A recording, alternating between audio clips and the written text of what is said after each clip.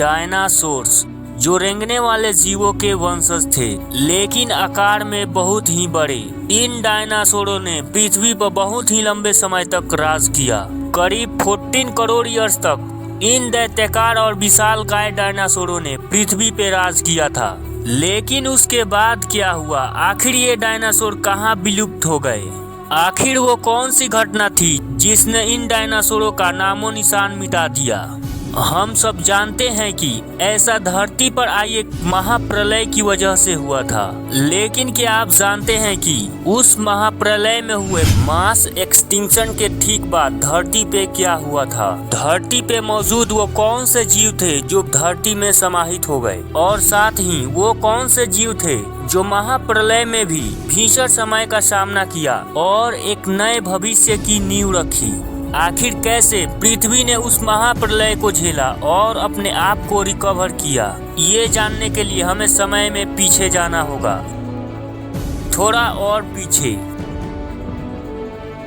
वैज्ञानिकों का मानना है कि आज से 24 करोड़ पहले डायनासोर अस्तित्व में आए। उस समय की धरती आज की तुलना में काफी अलग थी।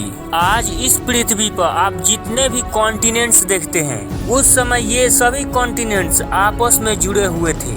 उस समय इस धरती पर एक ही सबसे बड़ा सुपर कॉन्टिनेंट था, जिसे वैज्ञानिकों ने पेंजिया नाम दिया था। इस समय को ट्राइएसिक पीरियड बोला जाता है। इस पीरियड में बहुत ही कम बारिश होने की वजह से पृथ्वी का कई हिस्सा सूखा पड़ा हुआ था। इस समय धरती पर डायनासोर इवॉल्व होना शुरू हो चुके थे। शुरुआती डायनासोरों का साइज बहुत ही छोटा होता था, जो तकरीबन 2 मीटर के आसपास होता था।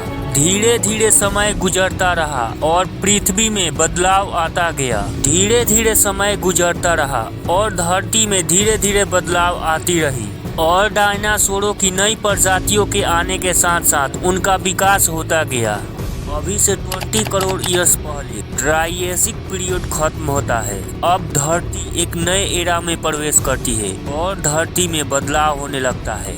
जो पेंजिया सुपर कॉन्टिनेंट था, जो अब वो अलग अलग भागों में बिखरने लगता है, जिससे पृथ्वी पर बड़े बड़े क्रैक्स बनने लगते हैं। जगह जगह पे ज्वालामुखी फटने लगते हैं और आग के लावे के साथ साथ विषैले कार्बन डाइऑक्साइड और सल्फर डाइऑक्साइड बाहर आने लगते हैं, जिससे पृथ्वी के एटमॉस्फेयर में ये विषैले गैस मिक्स होकर ग्लोबल वार्मिंग को बढ़ा देते हैं। ये सल्फर और कार्बन डाइऑक्साइड धूल के बादलों से पृथ्वी को एक लेयर में घेर लेते हैं, जिससे सूर्य के प्रकाश को पूरी तरह से ब्लॉक कर दिया। पानी में इस सल्फर और कार्बन डाइऑक्साइड के मिलने की वजह से पानी भी जहरीला हो गया था। पृथ्वी पर आए इन बदलावों ने पृथ्वी के क्लाइमेट को बदल कर रख दिया।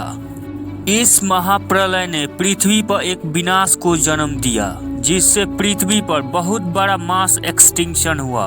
इस मास एक्सटिंक्शन में पृथ्वी पर मौजूद 95% स्पीसीज खत्म हो गए। इस घटना को ट्राइएसिक जुरासिक एक्सटिंक्शन के नाम से जाना जाता है, और इसके बाद धरती पर एक नए पीरियड की शुरुआत होती है, जिसे जुरासिक पीरियड कहा जाता है। ट्राइएसिक जुरासिक मास एक्सटिंक्शन में डायनासोर प्रवेश कर गए और एक नए एरा जुरासिक पीरियड में डायनासोर धरती पे एक नए डोमिनेंट स्पीसीज के रूप में उभरते हैं। इस एरा में कुछ डायनासोर इतने बड़े थे कि वे एक माले की बिल्डिंग इतना ऊंचा पहुंच जाए। इनके दौड़ने की रफ्तार इतनी तेज थी कि ये 90 किलोमीटर पर आवर्स की रफ्तार से दौड़कर अपने शिकार को पकड़ सकते थे। इनके जबड़ा इतने भयानक और मजबूत होता था कि किसी भी शिकार को पकड़ने के बाद उसके हड्डियों को भी चकनाचूर कर देते थे। इसी एरा में उड़ने वाले डायनासोर भी उभर आते हैं। चारों तरफ डायनासोरों का ही राज था। ये डायनासोर कई वर्षों तक इस पृथ्वी पर राज करते रहे। अभी से लगभग 14 करोड़ ईयर्स पहले जुरासिक पीरियड का भी अंत होता है और शुरुआत होती है एक नए एरा की, जिसे क्रीटेशियस पीरियड बोला जाता है। आप क्रीटेशियस पीरियड को डायनासोरों का गोल्डन एरा भी बोल सकते हैं, क्योंकि इस पीरियड में डायनासोरों के नए नए प्रजातियों का जन्म हुआ था। इस एरा में फेमस डायनासोर टीरेक्स, डायनासोरों का राजा कहे जाने वाले टीरेक्स, जो पूर्व के अनुमान के अनुसार और डायनासोरों से 70% अधिक बड़े होते थे, जिनका वजन लगभग 2 हाथियों के बराबर होता था। इनकी लंबाई 40 फीट और ऊंचाई 12 फीट तक होती थी, जो छोटे डायनासोरों को सीधे निगल जाते थे।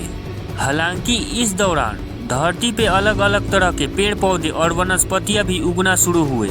धरती पे डायनासोरों का राज करते हुए लगभग 70 करोड़ ईयर्स का समय बीत चुका था, लेकिन डायनासोरों की तो किस्मत पहले ही लिखी जा चुकी थी। पृथ्वी से करोड़ों किलोमीटर दूर अंतरिक्ष में एक बड़ी सी चट्टान भटक रही थी। ये चट्टान कोई एस्टेरॉयड या उल्का पिंड नहीं, बल्कि डायनासोरों का काल था। ये चट्टान पृथ्वी के बीते हुए काल और पृथ्वी पर आने वाले भविष्य की नींव रखने वाली थी। ये चट्टान पृथ्वी को हमेशा के लिए बदलने वाली थी। धरती का वातावरण बिल्कुल खुशहाल था और कई प्रकार के स्पीसीज इस धरा पर सुखमय जीवन जी रहे थे, लेकिन उनको क्या पता कि उनका काल पृथ्वी पर बहुत तेजी से बढ़ रहा है। इस एस्टेरॉयड का डायमीटर 10 किलोमीटर था, जो काफी तीव्र गति से पृथ्वी की ओर बढ़ता जा रहा था। यह लगभग 30 किलोमीटर पर सेकंड के रफ्तार से पृथ्वी के एटमॉस्फेयर में प्रवेश करता है। जैसे ही ये एस्टेरॉयड पृथ्वी के एटमॉस्फेयर में प्रवेश करता है, जिससे पृथ्वी के वायुमंडलीय घर्षण के कारण ये एस्टेरॉयड एक बड़े आग के गोले में परिवर्तित हो जाता है और रात के समय में भी पृथ्वी पर तेज उजाला हो जाता है, मानो रात में ही सूर्य निकल आया हो। आसमानों में रोशनी इतनी तेज थी कि डायनासोर भी ट्रांसपेरेंट दिखाई दे रहे थे। डायनासोरों को कुछ भी दिखाई नहीं दे रहा था कि वहाँ क्या हो रहा है, लेकिन अचानक से यह आग का एस्टेरॉयड पृथ्वी के सतह से टकराता है और पृथ्वी पर एक महाविस्फोट होता है। यह विस्फोट इतना भयंकर था कि आज के इंसानों के द्वारा बनाए गए सबसे खतरनाक हथियार T-4 बम से भी 100 करोड़ गुना ज्यादा घातक। अगर ये एस्टेरॉयड बीच समुद्र में जाकर गिरा होता तो शायद यह प्रलय इतना भयंकर नहीं होता, क्योंकि समुद्र का पानी एस्टेरॉयड के द्वारा लगाए गए फोर्स को कुछ हद तक ऑब्जर्व कर लेता। इस एस्टेरॉयड की गति इतनी तेज थी कि जैसे ही यह पृथ्वी से टकराए तो मात्र 1 सेकंड के अंदर पृथ्वी के अंदर समाहित हो गया। इस टकराव के कारण इतनी ज्यादा हीट उत्पन्न होती है कि उस जगह पर मौजूद मिट्टी और पत्थर आग के लावे में परिवर्तित होकर ऊपर चले जाते हैं। एस्टेरॉयड के टकराने से वहां का तापमान 600 डिग्री सेल्सियस तक चला जाता है और उस एरिया में मौजूद डायनासोर की मृत्यु होने लगती है। ब्लास्ट की वजह से पृथ्वी पर मौजूद पेड़ पौधे और वनस्पतियां सभी सूख जाती है, लेकिन अभी भी पृथ्वी पर कुछ डायनासोर जिंदा बचे हुए थे। इस एस्टेरॉयड ने पृथ्वी पर मौजूद एक छोटे से एरिया में डायनासोरों का अंत किया, लेकिन तबाही का तो असली मंजर अभी शुरू हुआ था। एस्टेरॉयड के टकराने की वजह से जो मलबा आकाश में गया था, अब वो आग के गोले में परिवर्तित होकर पृथ्वी के उन जगहों पर बरसने लगा जहां पर ब्लास्ट की इम्पैक्ट हीट नहीं पहुंच पाई थी। आसमानों से बरसने वाले आग के गोले पृथ्वी पर मौजूद डायनासोरों के साथ साथ आसमानों में उड़ने वाले डायनासोरों को भी तबाह कर दिया। लेकिन ये तो बस एक शुरुआत थी। एस्टेरॉयड का टक्कर पृथ्वी के साथ इतना भयंकर हुई थी कि पृथ्वी के अंदर तक भूकंप की तेज लहरें दौड़ उठती हैं और जगह जगह पर 11 रिएक्टर स्केल से भी ज्यादा भूकंप आने लगते हैं। धरती कांप रही थी और तीव्र भूकंप के झटके आ रहे थे, जिसके साथ साथ समुद्र में बड़ी लहरों का बनना शुरू हो गया, जिन्होंने बाद में एक भयंकर सुनामी का रूप ले लिया। समुद्र की लहरें इतनी ऊंची थी कि तटवर्तीय डायनासोरों को अपने चपेट में ले लिया, लेकिन पृथ्वी के दूसरी ओर यानी जिस ओर एस्टेरॉयड टकराया था उसके विपरीत दिशा में अभी भी डायनासोरों को भनक तक नहीं कि इस पृथ्वी पर उनका काल आ चुका है। इस महाविनाश में उड़ने वाले जीव जो जमीनी खतरों से बचे हुए थे, लेकिन विस्फोट की वजह से लाखों मीट्रिक टन के धूल पत्थर जो बाद में बादल के रूप में परिवर्तित हो गए, जो 20,000 किलोमीटर पर आवर्स के रफ्तार से पृथ्वी को एक मोटी लेयर में ढक दिया। ये धूलकण इतने मोटे थे कि अब पृथ्वी पर सूर्य की रोशनी का पहुंच पाना मुश्किल हो गया था, जिससे कई सालों तक तो सूर्य की रोशनी पृथ्वी पर नहीं पहुंच पाई और पृथ्वी पे मौजूद पेड़ पौधे फोटोसिंथेसिस की प्रक्रिया न होने की वजह से सभी खत्म हो गए। साथ ही कई वर्षों तक सूर्य का प्रकाश पृथ्वी पर नहीं आने, पेड़ पौधों के सूखने और पानी के अभाव के कारण कुछ बचे हुए डायनासोर भी धीरे धीरे खत्म हो गए। हालांकि वैज्ञानिक मानते हैं कि जो छोटे छोटे जीव जिनका वजन 25 किलोग्राम से कम था वे जिंदा बच गए थे। इसका कारण ये था कि छोटे जानवरों को जिंदा रहने के लिए बहुत ही कम भोजन की आवश्यकता होती है, जो सड़े हुए जीव, फंगस आदि को खाकर अपने आप को इस आपदा से बचा लेते हैं। इस आपदा ने सिर्फ जमीनी जीवन को ही नहीं बल्कि समुद्री जीवन को भी तहस नहस कर दिया था। इस महाप्रलय ने क्रीटेशियस पीरियड को खत्म कर दिया था।